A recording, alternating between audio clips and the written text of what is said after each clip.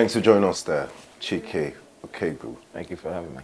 Nigeria is undergoing a sort of political shake-up with the passing of the Not Too Young to Run bill, reducing the age of eligibility of presidential candidates from 40 to 35, prompting a new breed of politicians, and you're one of them.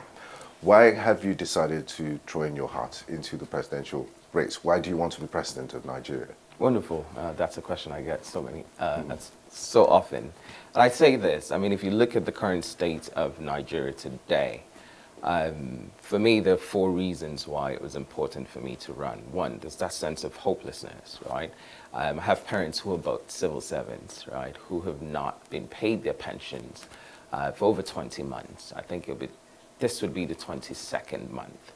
And for a family of six, I'm one of six kids, they are sort of a little more privileged because there were five of us who were out, and once in a while we're able to scrape stuff to send down to them. But think about a family who does not have that, right? Two people who've served their entire lives, who've given back to the nation or to their states, and the least we can do is to be able to take care of them, provide for them. We're not doing that. Only 3% of our population is over 65. And if we can't take care of them today, what sort of future are we building for ourselves? Asking me to go get experience in a system that we all call corrupt is asking me to go get corrupt experience in order to be qualified to lead. Trigger that. A majority of the population have kicked into what I call survival instincts, right? Which is what will make a policeman stand in the middle of the road and collect 10 naira. Surviving by any means necessary. Exactly, yeah. Right? That's because we have a government that has failed at the two most basic responsibility of governance: provision and protection, right? When you don't provide for your people, when you can't protect them, then people do what they need to do to survive, to put food on the table for their children. So when you look at that state, and then you look at the populace, right? Our population is growing at almost 3% every year, which means that we're walking into a future that will be heavily occupied by young people who may not be equipped, who are probably going to be ill-equipped, ill-educated, ill-prepared for the future we're walking into, because we have leaders that don't understand the importance of that And these future. things do have consequences for generations. Yes, huge consequences. Your candidacy is hinged on empowering disconnected communities through three things you mentioned: education, technology, and entrepreneurship. Yes. How do you plan to achieve this when the foundation is bad? All those things you mentioned, the enabling environment isn't there. The state of our schools, our universities, tertiary institutions, technology and entrepreneurship. How do you plan to achieve this? Awesome. So those are the three things. Those are my three pillars. However, these three pillars are hinged on a four-solution plan. The first one being feed the people. Second one, invest in our well-being, invest in our ideas, and invest in the future. And feed the people is extremely important because, one, we need to make sure that we can lift the 87 plus million people who live in extreme poverty out of that first, right? Once you do that, that actually does two things for us. One, you start to build trust with your populace, but also we start to collect data that's important for making sure that we can provide the social infrastructure that the nation needs. We're a nation of 200 million people without a central data system. So we don't have that, which means healthcare. We cannot do health insurance. You can't even plan. Exactly, you really can't plan. Yeah. Exactly, right? So feeding the people is extremely important to do that. Now, the next step, which is investing in our well-being, I heard some people say, well, you can't be talking about education, tech, and entrepreneurship and not talk about security and healthcare and all that. I'm like, no, that's all in the second one. Our well-being gives us the ability to invest in security and education and health, in our healthcare systems and infrastructure in the environment and all of that. So when you say, how do you use these three things? The three of them are extremely important because, one, education helps us to understand the problems in order to find the right solutions to them. technology helps us to amplify those solutions, and entrepreneurship helps us to monetize them, right? So you start, when we think about education sometimes, just like you mentioned, we think about the brick and mortar school and going to school. No, there's the formal and there's the informal education. So it's making sure that we can start to inspire the people first to understand the importance of understanding our problems so that we can start to find solutions to them. That is the role that education plays there. Now, when you talk about technology, you have a tablet in your hand. Everyone in this room probably has a cell phone. What are we doing with that as a tool for empowering us, right? So we've been able to leapfrog several technologies that even Western nations haven't done because we have found extra use for what we have in our hands, right? So with your tablet, people can bypass an entire banking system, for instance, because now they could connect with other farmers, they could pay their bills. So it's leveraging what we have in hand as we start to build out more infrastructure to support development of other. Fantastic ideas you've mentioned and you've shared with us. But your critics will say you don't have experience in politics, that you're not a grassroots politician, and why didn't Mr. Ukaegbu start from member of the House of Representatives or Abia State governor, if you will? Why did you choose to go for the highest office of the land? And what do you have to say to those who have those people with those kind of fears and concerns? So two things I said. So one, asking me to go get experience in a system that we all call corrupt is asking me to go get corrupt experience in order to be qualified to lead. Now, I think that the lack of experience actually is a plus. It works for me because it means that I come with fresh ideas, with new perspectives that have not been corrupted by a system that we all demonize. That's one. Two, asking me to start lower, it's asking me to go stifle all of the ideologies or the plans. Because I mean, majority of young people, with all due respect to them, they're in the political space. They're either SA to a governor on social media and all of that. And that's what the country believes, that the young shall crawl, walk, and then run. Well, so if we didn't think 35 was old enough to lead the nation, we wouldn't have reduced the age to 35, right? So the experience I have in empowering untapped and disconnected communities is something that I know it's tangible and relevant to what the nation needs. We live in a nation that I would classify being untapped. I mean, there is no sector in this nation that cannot use development, right? So taking on that experience and translating that into what we need to do while inspiring the people to understand the importance of great leadership is extremely important. Two, when the head is fixed, it's easier to inspire people, right? I was going to say this, if I had decided to run for Senate and I walk into the Senate and I'm one of 109, right? Imagine tiny little Chike, the youngest, probably most junior senator, coming to say, hey guys, let's cut our pay by 70%. And you have to put that through a vote, and I'm sure you are very sure that will not happen. And I'll sit there for 4 years, enjoy the benefits of all that money, and shut my mouth up. Right? But if at the top the president comes out and says, you see, I should not be making all of this money when 87 million Nigerians are going to sleep without food on the table, right? You start to lead by example. You now force the people to now hold their legislators accountable to start to see the same way, right? That's how, if it's right at the top, it filters down. But if you come from the inside, it stifles. Fantastic.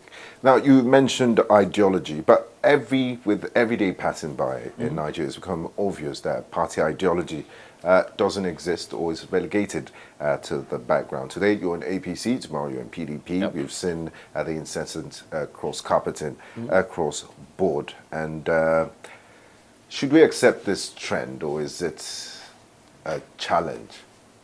Because they say, that in politics there are no permanent friends, only permanent interests. So it's just human nature to want to, That's Yeah. selfish politics. Politics should be about service to the people first, compassion, empathy, and public service. But we have leaders who do not understand that at all, right? We have leaders who are in it because of their pockets, which is why the lack of ideology is what has guided our politics and governance for the last 20 years, right? The same people who moved from PDP in 2014 to APC just to win are the same people who have decamped from Yeah. APC back to PDP because they feel like this is a platform for us to win again. So you realize that it's not about the people, but about what I can get and retain for Self-preservation, myself. right. Exactly. Now, you're in tech. A few months ago, Google Nigeria, you were in tech before you got Still in tech. in politics. Yeah, you have a day job. Politics, it's in Nigeria that a politician is a full-time job. In a Google event in Nigeria recently, Google Vice President Global Marketing Marvin Cho gave us a window into the hearts and minds of Nigerians. And this is what the nation is searching. In other words, these are the most searched items by Nigerians on Google. Wizkid, soccer, World Cup fixtures, prepare banga soup, who's the richest musician in Nigeria, how to dance, shaku shaku, Black Panther, Big Brother Niger, to name a few. Right. Nothing innovative or mind stimulating. Are you really optimistic about the future of this country? Of course. So Nigerians are the most creative, most innovative people I have encountered, period. So in 2014, I came home to launch a scholarship fund in Aba. And our goal was, it was a competition, it was an entrepreneurship competition, and we're looking to have about between 100 and 250 max, right? People show up. There were over 2,500 people there, young people. The person who won that competition was a 9-year-old girl, right? Wow. And I looked at that room. It was at a private university in Aba, and I told my brother, this nation is sitting on a ticking bomb, right? This right here is promise, or this is what will destroy the nation, right? Because you could see the hunger, you could see the passion, right? The brilliance of the everyday Nigerian, and which is why when we leave the shores of our nation, we all excel, right? Nigerians are the most educated subgroup of people in the United States. I'm sure in the UK as well. At least we know that the most brilliant family in the UK is Nigerian as well, right? So why do we tend to do so well outside, but not at home? And that's because I tell people I'm not better than the next guy. The only difference is I've had a platform of opportunity, right, yeah. that was able to nurture, that creativity and that brilliance that we all carry within us. Why can't we do the same for our people? What is your hope and message for frustrated youths of this country who have lost faith and trust in the political process? Before my announcement, right, we thought, we're going to announce it. We'll get all the young people who are passionate for change, and we'll just have to convince the older generation as to why it's important to have, us Inclusion. lead, right? But the first few weeks were actually the other way around, right? The older generation was like, oh, that's that hope we saw as younger people, when the same people who've been leading us for the past 30, 40 years, came up to lead the nation. But for younger people, it was like, oh, it's not going to happen. And we were shocked. Like, we got the most criticism and skepticism from them. And then we started to realize it's because we've never seen this in our generation, right? In our lifetime, period, right? Buhari became head of state the year I was born, right? And he's still president now. Right, exactly. Right. So my advice to young people is it's okay to be frustrated, it's okay to be angry, but you do not have any reason to give up. So the power within you, right, that we've been conditioned to believe that we're not good enough to lead, that you have to wait another 4 years before it's your turn, that you don't have the power to topple the status quo because they have all the money, they have all the power to inflict violence, whatever, that you're chickens. That's why a president can go to another nation and call us lazy youth, right? Without understanding that we have power, potent power that we can activate. And when we do, until we do, we will remain exactly where we are, chickens. Never in the history of Nigeria have we seen such a huge number of aspirants come out, and there are quite a lot of young people that are aspiring for political office. What will it take, and is it possible to have young people unite and come together since they form a critical mass and say, look, let's come together and unite and do something about the state of affairs? Because the decisions we make now were the ones that will be alive in 35 and 40, 50 years' time, would have a lot of impact on Nigeria. I believe in coalitions. I believe that collaborations are extremely important when ideologies can marry themselves, when self-interest is not the focus, right? But it has to be timely, and it has to be for the greater good, right? And we all talk about the last attempt at a coalition by some of the candidates. That became unpacked. Exactly. Yeah. So presidential aspirants coming together. And some people said, well, this is an indication that young people are not ready. And I like to correct that. So one, of all of those people, there was nobody under 40 in the final 11. So it has nothing to do with not too young to run or young people. All of those people could have run 4 years ago and did not, or actually convince some Nigerians to vote for the current administration. So it has nothing to do with us. That's one. Two, it was premature. In what sense? In that they were all aspirants, some of them from the same party.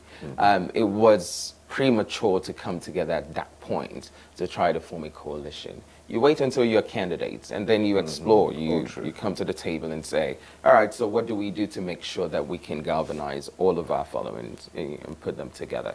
Right. But then it also exposed certain things, right? The fact that you just called it unpacked, a pact that unpacked itself, did show that, there were probably, cases of poor judgment. In which case, do I really want to, put my future, another 4 years in your hands, if you haven't even gotten there, and there is, poor judgment already. I don't know if we have that much room to endure the consequences of, poor judgment again. So while I am open to, collaborations and all that, I think it has to be at the right time, and it has to be for the right reason. And carefully thought out, too. Yes, carefully thought out. Nigeria is currently facing security challenges. We saw the height of the insurgency in 2014, 2013. It's the biggest security challenges we've faced since the end of the Nigerian Civil War. And it looks like we might have to deal with it for a while. What are your strategies towards addressing security issues in the country, and how can we leverage on technology to improve security? Awesome. So security, the approach to security has to be holistic, in my opinion, right? So there's a reason why people rise up to say we want something, why insurgencies happen. Because we learn from the colonial masters, and I always talk about this, a master has only his self-interest at heart, and that has been the perspective of leadership for many of our leaders now, which is why when the servants, try to arise or whatever, you squash it. That's the same approach. Colonial hangover. Exactly. Yeah. I think it's a little bit more than hangover, right? It's lingered on for too long. Exactly. Right. So in order for us to start to address that, the first thing we need to do is ask, why are these things happening? Why do you have IPOB in the southeast? Why do you have Niger Delta? Why do you have Boko Haram? The Fulani herdsmen, debacle. We have to ask those questions, and it means dialogue, right? You get people to the table and you understand what they are clamoring for, and then that's where we start. But more importantly as well, we have to look at our security systems. We live in a nation of 200 million people with just about 350,000 policemen. It's not sustainable. For one, it's grossly inadequate. Exactly. It's centralized, which means that you're sending policemen into communities that they don't know anything about. Like we see, we have more northerners in the north policing Northerners from the north policing the southeast, which is at least where I know, you know, 'cause I've seen that.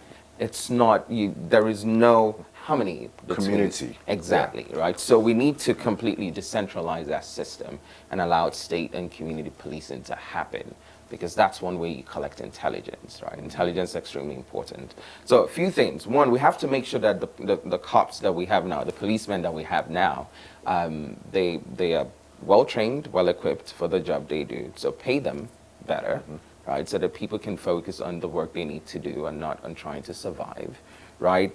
Retrain them. And in my opinion, I think, for me, the first 18 months would be that. You have 18 months to meet this requirement, this standard. Otherwise, go find something else to do, right? That way you start to attract other people, attract more people. If they're incentivized well, if people who are protecting the nation, who put their lives on the line every day, know that if something happens to them, that the state would protect and provide for their families, then you have more people, you know, want to serve, because there's that sense of security. So that's where we need to start. We need to make sure that we can incentivize the people who choose to protect us, right? Once you do that, the training has to happen as well. Equip them. We need to buy equipment that they need. Left to me, policemen from the community policing should not involve guns. That becomes a tool of intimidation, right? But make sure you can equip them, not just to collect information and intelligence from the community, but also to know how to tackle, you know, the things that they should tackle, right? And finally, money is a big deal when it comes to politics in Nigeria and most places in the world, but it's different in Nigeria because it's needed for logistics and other purposes. For example, the presidential nomination form expression of interest for the major political parties are in the high millions, 45 million for the ruling APC. How do you, I'm not your account officer, I don't know, but I've not seen you on Forbes list. I've not seen musicians sing a lot of songs About me. About you, so I could, fair judgment, how do you plan to bid them at this money game, and how do you plan to finance your campaign? So I joined the Advanced Allied Party, AAP, for three reasons. When we were looking, we had about between 10 and 15 parties reach out. And for me, there were three things I was looking for. One, a party that shares my ideology. Two, one that understands the importance of young people as the future. And three, one that has the structure and the ability or capacity to run a 36-state strategy. And we found out AAP, right? AAP is a party that was formed by four major groups, the National Youth Council, some powerful women organizations, trade organizations, and civil societies, and do have structures in all 36 states. So we're doing politics unusual, right? We definitely understood the role and importance of money.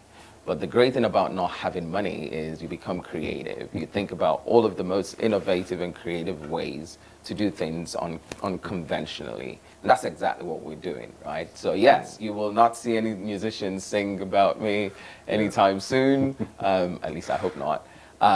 But trust and believe that we have our strategies, which I can't divulge, that will take the nation by storm as we move into, you know, serious campaigning and stuff, and that we believe will be good enough for us to clinch the seat. Yeah. Fantastic. It was a pleasure talking to you, Mr. Definitely Chike a pleasure as Ukaegbu. well. All the best for your campaign. Thank you very much.